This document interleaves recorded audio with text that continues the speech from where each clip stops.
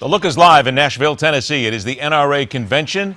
Louisiana Governor Bobby Jindal has now been speaking for several minutes. He is the first of the potential Republican presidential candidates, including those who have been announced already, including Ted Cruz, who will be speaking at this conference today in front of 70,000 plus. We will continue to monitor and we'll continue to bring you those speeches as they happen. Right now, let's welcome back the chief instructor of the South Florida Gun School, former weapons instructor for the U.S. Marines, and also a proud member of the NRA, who's been watching the conferences today. Bob Harvey joins us here in studio.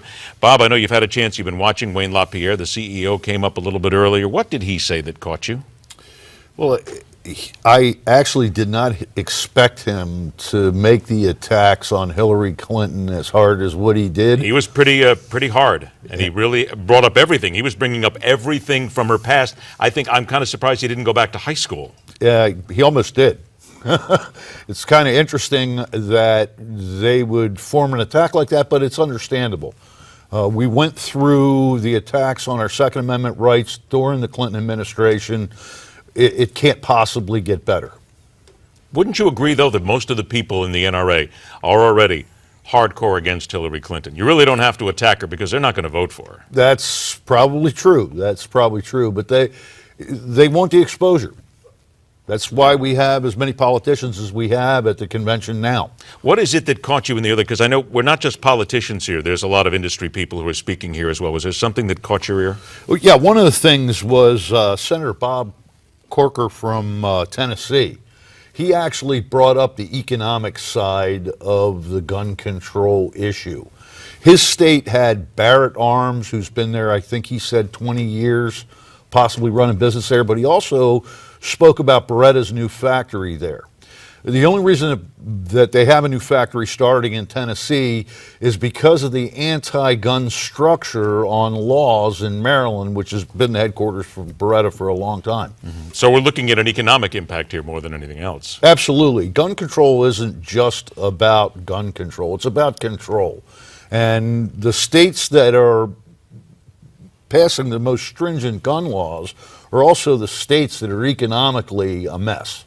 What about Bobby Jindal? Because they only get about 10 minutes apiece. I think he's probably even gone over a little bit here. But has he said anything that caught your attention? There's a couple things that he said. The one thing that he spoke about was on Bloomberg. Mayor Bloomberg, or ex-Mayor Bloomberg, or whatever they want to call him. Soon to be Mayor of London Bloomberg is what they talk about? Well, we hope so. We've been taking up a donation to try to buy him an airplane ticket to go, as if he needed the money. No, he doesn't. What did he say, though, Jindal? What he spoke about was the attacks that Hillary, tied in with Michael Bloomberg, had on the Constitution. And one of the other big things that Jindal had to say that hit me was that the attack on the Second Amendment and also on the First Amendment. That was really big, what he was talking about what happened in Indiana this past week. It's no surprise. It's an attack on the Constitution. This is the constitutional crisis that I talk about all the time. I got about a minute left here. There's a lot of protesters who are also there at the convention. They always show up. They got about gun safety advocates, gun safety moms demand action for gun sense in America. Is there any sort of way to bring these groups together? Is there any way to create some sort of dialogue that'll stop some of the vitriol and get some agreements? I doubt very seriously whether it ever will be. You have constitutionalists out there that don't want to give up our rights. You have protesters that want us to give up their rights so that they can feel safer. Their feelings end where my rights start. Do you have any sense whatsoever that these politicians speaking here today are helping themselves or hurting themselves, depending on the people they're talking to? We have a long way to go to 2016. There's a lot that can happen. I think that the world would be safer with a Republican president in office right now, but we have a long way to go. We do, and that's why we're here, because it's always the fun season to get to this point.